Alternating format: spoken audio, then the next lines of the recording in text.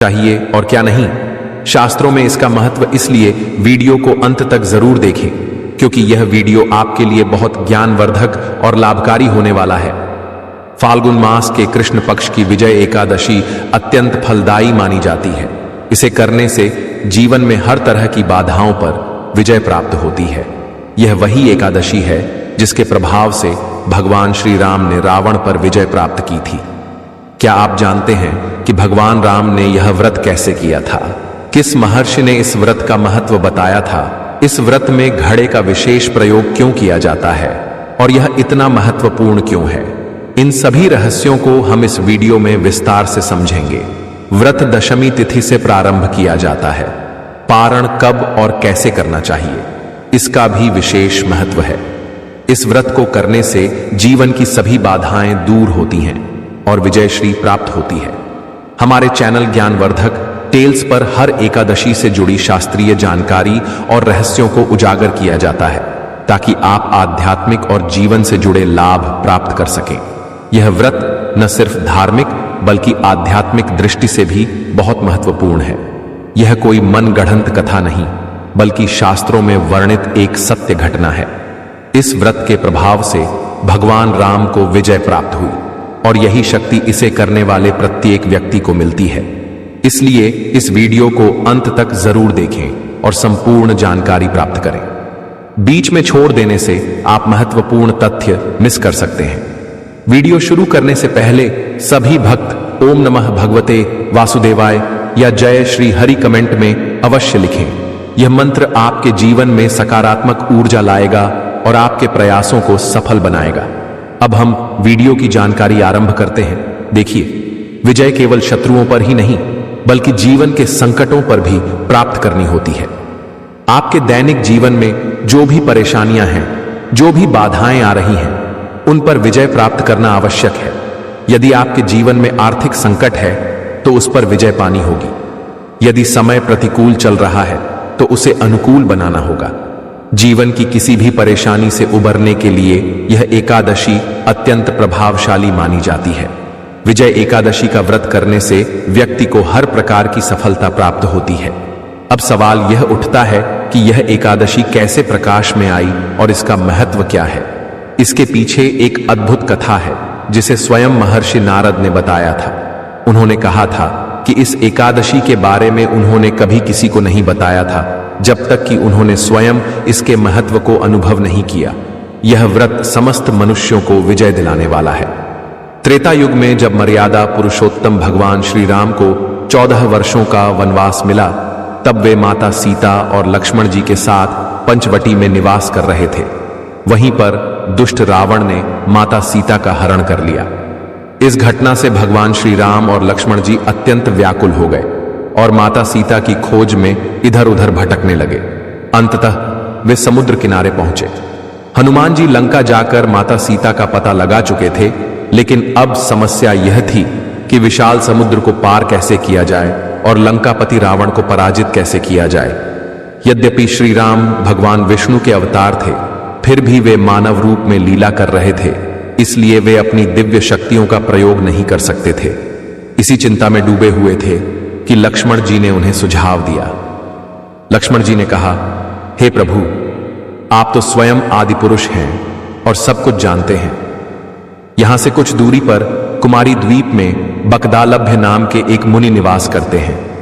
उन्होंने अनेकों कल्प देखे हैं, अनेकों ब्रह्माओं को बदलते देखा है। आप उनके पास जाकर उचित मार्गदर्शन प्राप्त करें। लक्ष्मण जी के इस सुझाव को सुनकर भगवान श्री राम बकदालभ्य मुनि के आश्रम में पहुंचे और उन्हें प्रणाम कर बैठ गए। मुनि ने श्री राम को मनुष्य रूप में देखकर पूछा, हे राम, आपका आगमन कैसे हुआ? इस पर भगवान श्री राम ने विनम्रतापूर्वक उत्तर दिया, हे मुनिवर, मैं राक्षसों का नाश करने और माता सीता को वापस लाने के लिए लंका जा रहा हूं। कृपया समुद्र पार करने का कोई उपाय बताइए। यह सुनकर बकदालभ्य मुनि बोले, हे राम, फाल्गुन मास के कृष्ण पक्ष की जो एकादशी आती है उसे विजय एकादशी कहते हैं। यदि आप इस व्रत का श्रद्धापूर्वक पालन करेंगे तो निश्चित रूप से आपको विजय प्राप्त होगी। साथ ही आप समुद्र को भी पार करने में सक्षम हो जाएंगे। मुनि ने इस व्रत की विधि भी बताई। जिसका वर्णन आगे किया जाएगा कि किस प्रकार इस व्रत को करना चाहिए। विजय एकादशी का व्रत तब से प्रसिद्ध हो गया और इसकी महिमा निरंतर बढ़ती गई। इसलिए जो भी व्यक्ति अपने जीवन में किसी भी प्रकार की कठिनाइयों पर विजय प्राप्त करना चाहता है, उसे यह व्रत अवश्य करना चाहिए। अब बात करते हैं पूजा विधि की। इस एकादशी के पूजन में क्या विशेष है और यह अन्य एकादशियों से किस प्रकार भिन्न है। अक्सर लोग एक ही प्रकार से सभी एकादशियों का व्रत कर लेते हैं, जो उचित नहीं है। प्रत्येक एकादशी की विधि अलग अलग होती है, इसलिए इसे विधि पूर्वक करना अत्यंत आवश्यक है। प्रत्येक एकादशी की महिमा अलग होती है, इसके नियम और विधियां भी थोड़ी भिन्न होती हैं। इसलिए हम हर एकादशी पर आपको बताते हैं कि इसे कैसे करना चाहिए, कौन कौन से नियम और विधियां अपनानी चाहिए। तो आइए जानते हैं इस एकादशी की पूजा विधि के बारे में। दशमी तिथि से ही विशेष तैयारियां शुरू करनी होती हैं। दशमी तिथि के दिन एक घड़ा लें और उसे स्वच्छ जल से भरें। फिर उसके ऊपर 5 प्रकार के पत्ते रखें। इन पत्तों में आम, पीपल, बरगद, गूलर और पाखड़ के पत्ते शामिल होते हैं। इसके बाद पूजा के लिए एक चौकी तैयार करें और उस पर 7 प्रकार के अनाज रखें, जैसे गेहूं, चावल, मक्का, जौ, बाजरा, तिल और मूंग। इन अनाजों के ऊपर जल से भरा हुआ कलश रखें और उसके ऊपर भगवान विष्णु की प्रतिमा या चित्र स्थापित करें। यदि आपके पास सोने या चांदी की मूर्ति न हो तो आप भगवान का कोई भी शुभ चित्र रख सकते हैं। एकादशी के दिन प्रातः जल्दी उठकर स्नान करें और स्वच्छ वस्त्र धारण करें। फिर पूजा की सामग्री एकत्र करें, जिसमें रोली, मौली, पान, सुपारी, लौंग, इलायची, फूलों की माला, गंगा जल, दूध और दीपक शामिल हो। पूजा स्थल को गंगा जल से शुद्ध करें। फिर 7 अनाजों पर जल से भरा कलश स्थापित करें और उसके ऊपर 5 पत्ते रखें। इसके बाद भगवान विष्णु की प्रतिमा या तस्वीर को वहां स्थापित करें। अब विधिवत रूप से पूजा प्रारंभ करें। सबसे पहले संकल्प करें कि आप यह व्रत पूरे श्रद्धा और नियम से करेंगे। फिर भगवान का पूजन करें, उन्हें जल अर्पित करें और फूल, अक्षत, धूप, दीप आदि समर्पित करें। इसके बाद विष्णु जी की आरती करें और मन ही मन भगवान से प्रार्थना करें कि यह व्रत आपको जीवन में विजय और सुख समृद्धि प्रदान करे। इस प्रकार यह व्रत करने से विशेष फल प्राप्त होता है। इसलिए आप सभी को इस व्रत को नियम पूर्वक अवश्य करना चाहिए। पूजा की पवित्रता के लिए हम सबसे पहले मंत्र उच्चारण करते हैं। ओम पवित्र पवित्र पवित्राय नमः, ओम नमो भगवते वासुदेवाय नमः। अब जो जल आपने लोटे में लिया है उसे छिड़क दें। इससे पूजा स्थल और सामग्री शुद्ध हो जाएगी। अब आप जिस आसन पर बैठे हैं उसे भी शुद्ध करें। इसके लिए पृथ्वी को स्पर्श करें और मन ही मन निवेदन करें, हे माता पृथ्वी, आप संपूर्ण संसार का आधार हैं। कृपया मेरे आसन को पवित्र करें और मुझे पूजा करने का स्थान प्रदान करें। यदि आप पति पत्नी के रूप में व्रत कर रहे हैं तो दोनों साथ में पूजन कर सकते हैं। यदि अकेले पूजा कर रहे हैं तो एकांत में बैठकर भी इसे कर सकते हैं। अब अपने सीधे हाथ में जल लें और जल अर्पित करें। हमारी परंपरा में यह विधि पहले भी की जाती रही है और अब भी उसी प्रक्रिया को दोहराया जाएगा। कुछ भोग और अन्य अनुष्ठान थोड़े अलग हो सकते हैं, लेकिन पूजा विधि लगभग समान ही रहेगी। अब जल अर्घ्य देने की प्रक्रिया करें। इसके लिए सीधे हाथ में एक चम्मच जल लें और 3 बार अर्घ्य दें, फिर हाथ धो लें। यदि गंगा जल उपलब्ध है तो उसी से हाथ धोएं। अब अपने हाथ पैरों पर जल छिड़कें और मंत्र उच्चारण करें। ओम केशवाय नमः, ओम नारायणाय नमः। अब आप पूजा के लिए पूरी तरह तैयार हैं। सबसे पहले तिलक करें और मौली बांधें। यदि परिवार के अन्य सदस्य भी पूजा कर रहे हैं तो सभी मिलकर पूजन करें। पूजन से पहले आरती करें और मौली बांधें। अब संकल्प लें। इसके लिए सीधे हाथ में जल और एक सिक्का दक्षिणा के रूप में लें। फिर संकल्प मंत्र उच्चारित करें। ओम श्री विष्णुवे नमः। अपना नाम, स्थान, मकान नंबर, क्षेत्र का नाम और शहर का नाम बोलें। मैं आज फाल्गुन मास कृष्ण पक्ष की विजया एकादशी का व्रत कर रही हूं। यह व्रत मैं दीर्घायु, आरोग्यता, धन संपत्ति और शत्रु विजय के लिए कर रही हूं। यदि आपके मन में कोई विशेष इच्छा हो तो उसे भी इस संकल्प में जोड़ सकते हैं। भगवान से प्रार्थना करें कि वे आपकी मनोकामना पूर्ण करें।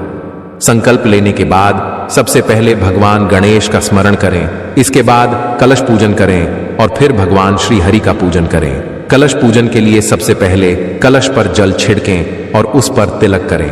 आप 7 बिंदियां या 1 बिंदी लगा सकते हैं। इसके बाद विधिवत रूप से भगवान विष्णु की पूजा आरंभ करें। कलश पर अक्षत अर्पित करें और दीप जलाएं। धूप प्रज्वलित करें और गीता दीप जलाने के बाद भगवान को धूप और दीप दिखाएं। नैवेद्य के रूप में आपके पास जो भी फल या मिठाई हो वह अर्पित करें। जल अर्पण करें और शुभ लक्षण व दक्षिणा प्रदान करें। यदि आप कोई धनराशि अर्पित करना चाहते हैं तो वह भी अर्पित करें और भगवान को प्रणाम करें। कलश पूजन के बाद अब हम भगवान श्री हरि विष्णु का पूजन करेंगे। इसके लिए भगवान के सामने एक पत्ता रखें और एक कटोरी में जल रखें। क्योंकि आपने भगवान को कलश पर विराजमान किया होगा, इसलिए उनकी तस्वीर या प्रतिमा के नीचे एक पत्ता रखें जिस पर पूजा सामग्री अर्पित की जाएगी, ताकि कलश पर अर्पित करने से सामग्री गिरने न लगे। अब जल अर्पण करें। 1 चम्मच जल लेकर भगवान के चरणों में छोड़ें। इसके बाद भगवान का स्नान कराएं। प्रेम पूर्वक जल अर्पित करते हुए स्नान कराएं। फिर भगवान को इत्र समर्पित करें। यदि आपके पास इत्र हो तो उसे किसी पुष्प पर लगाकर भगवान को अर्पित करें। अब वस्त्र समर्पित करें। एक छोटा वस्त्र या कोई कपड़े का टुकड़ा भगवान को अर्पित करें। तिलक के लिए चंदन लगाएं और अक्षत चावल चढ़ाएं। फिर भगवान को पुष्प अर्पित करें। यदि आपके पास फूलों की माला हो तो भगवान को पहनाएं। इसके बाद धूप और दीप दिखाएं। फिर नैवेद्य अर्पित करें। यदि आपके पास मिठाई या फल उपलब्ध न हो तो मिश्री अर्पित कर सकते हैं। अब तांबूल अर्पण करें। इसके लिए एक पान का पत्ता लें, उसकी डंडी तोड़ दें, उसमें 2 लौंग, 2 इलायची और 1 सुपारी रखें। इसे बीड़ा बनाकर भगवान को अर्पित करें। इसके बाद दक्षिणा अर्पित करें। यदि आप कोई राशि अर्पित करना चाहते हैं तो वह भी समर्पित करें और भगवान को प्रणाम करें। इस प्रकार आपका एकादशी व्रत पूजन पूर्ण हुआ। अब आपको कथा श्रवण करनी चाहिए। यदि आपके पास कथा उपलब्ध है तो उसे पढ़ें और यदि नहीं तो उसे सुनें। हमारा आपसे निवेदन है कि किसी भी गलत स्रोत से कथा न सुनें, बल्कि केवल प्रमाणिक कथा ही सुनें। कथा समाप्त होने के बाद आप भगवान की आरती करें। आरती के बाद भगवान को फल का भोग लगाएं और फिर प्रसाद अपने परिवार और रिश्तेदारों में बांटें। इसके बाद आप अपने दैनिक कार्यों में लग सकते हैं, चाहे वह गृह कार्य हो या ऑफिस जाना हो। आज के दिन किसी से झगड़ा या विवाद न करें, किसी पर क्रोध न करें और किसी का अहित न सोचें। पूर्ण रूप से ब्रह्मचर्य का पालन करें। सात्विक भोजन करें। तामसिक भोजन से पूरी तरह बचें। आप फलाहार ले सकते हैं। दूध, सिंघाड़े और खिचड़ी का सेवन कर सकते हैं। यदि आपका शरीर सक्षम हो तो निर्जला व्रत भी रख सकते हैं। लेकिन यदि स्वास्थ्य की समस्या हो तो जल के साथ व्रत करें। चूंकि घर में कलश स्थापना हो चुकी है, इसलिए आज के दिन घर में कोई भी तामसिक भोजन नहीं बनेगा और न ही इसका सेवन किया जाएगा। यह नियम दशमी तिथि से ही लागू हो जाता है, इसलिए घर में सात्विकता बनाए रखना आवश्यक है। इस प्रकार इन नियमों का पालन करके आप इस पावन व्रत को पूर्ण कर सकते हैं। और बाकी एकादशी व्रतों में ऐसा होता था कि दशमी तिथि को केवल व्रत करने वाले व्यक्ति को ही नियमों का पालन करना होता था, जबकि परिवार के अन्य लोग सामान्य आहार ग्रहण कर सकते थे। लेकिन इस एकादशी में नियम दशमी तिथि से ही शुरू हो जाते हैं और घर में शुद्धता का विशेष ध्यान रखना जरूरी होता है। इस दौरान किसी भी तरह की अशुद्धता नहीं होनी चाहिए और जब तक व्रत का पारण न हो जाए तब तक इन नियमों का पालन करना अनिवार्य है। यदि संभव हो तो एकादशी की रात्रि को कीर्तन करें और जागरण करें, क्योंकि इस दिन जागरण का विशेष महत्व बताया गया है। जब आप इस एकादशी की कथा सुनेंगे तो आपको इसका संपूर्ण वृतांत और महत्व स्वयं समझ आ जाएगा। भगवान के कीर्तन और जागरण से व्रत का फल कई गुना बढ़ जाता है। अगले दिन व्रत का पारण करना आवश्यक होता है। पारण के लिए सूर्योदय से पहले उठें। जो लोग रात भर जागरण कर रहे हैं वे ब्रह्म मुहूर्त में स्नान कर लें। इसके बाद व्रत का समापन करें। व्रत की पूरी पूजन विधि हम आपको विस्तार से अगले वीडियो में बताएंगे, क्योंकि उसे समझाने में अधिक समय लग सकता है। अब जानते हैं कि विजया एकादशी 2025 में कब पड़ रही है। यह एकादशी 24 फरवरी सोमवार को मनाई जाएगी। एकादशी तिथि 23 फरवरी 2025 को दोपहर 1:55 से शुरू होकर 24 फरवरी 2025 को दोपहर 1:44 पर समाप्त होगी। व्रत का पारण 25 फरवरी 2025 को सुबह होगा 6:50 से 9:08 के बीच किया जाएगा। पौराणिक कथाओं के अनुसार भगवान श्री राम ने लंका विजय के लिए विजया एकादशी का व्रत रखा था। इस दिन व्रत करने से शत्रुओं पर विजय, कार्यों में सफलता और समृद्धि की प्राप्ति होती है। श्रद्धा और विश्वास के साथ इस व्रत का पालन करने से जीवन में सुख समृद्धि आती है और शत्रु पराजित होते हैं।